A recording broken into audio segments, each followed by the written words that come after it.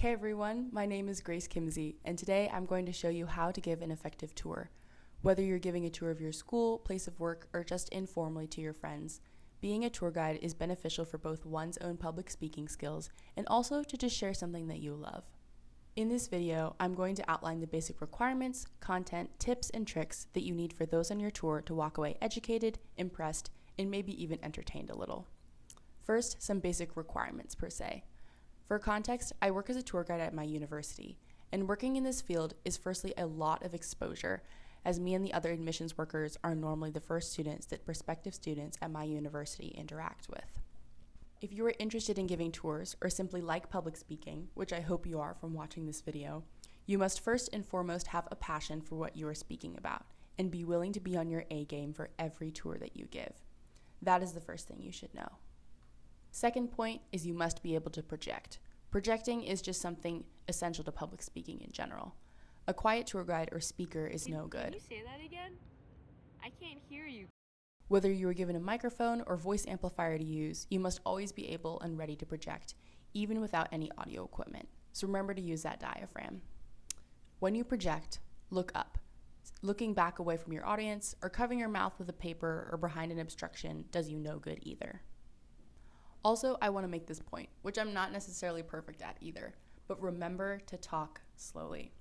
I'm a fast talker, so it's easy for me to blow through the points super fast, especially if I'm feeling nervous that day, but always remember that in public speaking, you usually speak faster than you normally do under this type of pressure. So don't be afraid to slow down a bit. I promise you won't sound like a robot. Third point, know your content.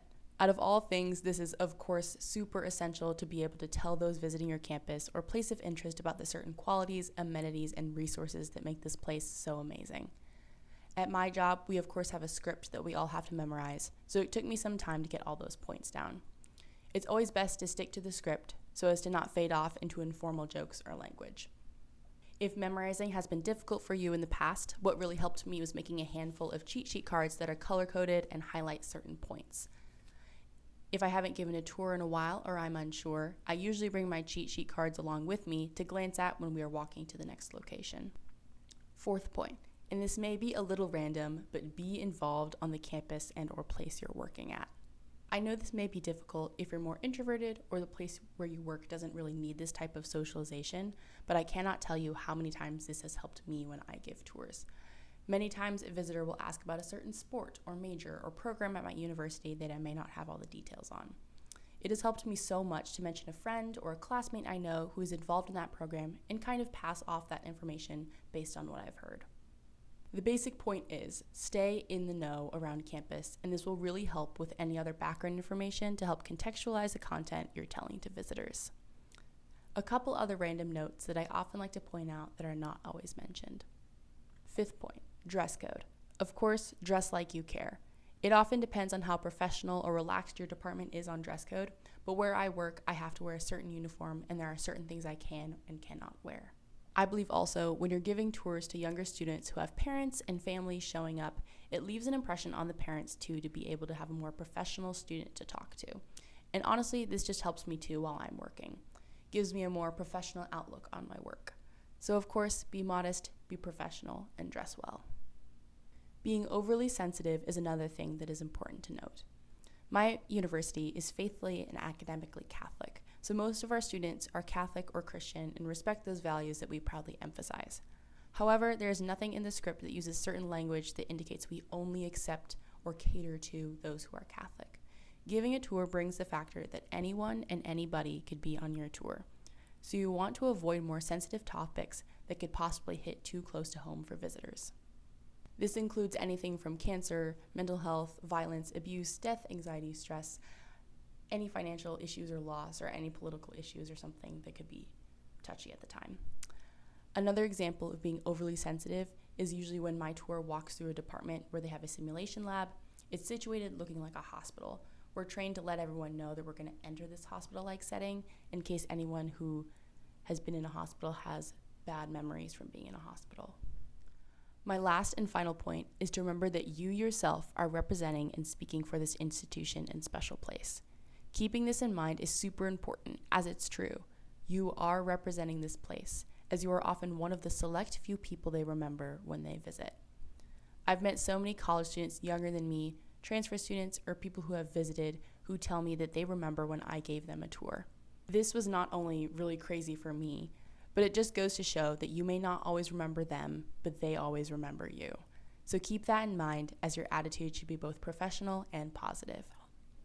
If you truly love the place that you're giving a tour on, set the standard for the place by being the best person you can be every time you show up to give a tour. Like I said, be on your A game every time. And remember, be happy, friendly, and helpful.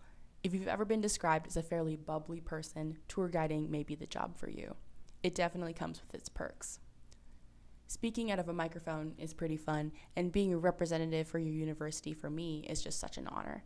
Having a big heart for hospitality, this job is such a great outlet for that, and it's such a gift to be able to encounter and be beside prospective students as they discern where to go for college and what next step is in their own lives. Oh, and another thing. Once you've gotten comfortable with giving a few or more tours, you might just start walking backwards. Just watch your step. Thank you guys so much for watching this video. I hope it was helpful in some way, whether you're really hyped up about your school and want to give a tour, or if you're just hoping to get a glimpse into what tour guiding is like. Again, thank you all so much for watching, and God bless. Are you recording this? Hi everyone, my name is Grace Kimzey. I'm going to show you how to give an effective tour.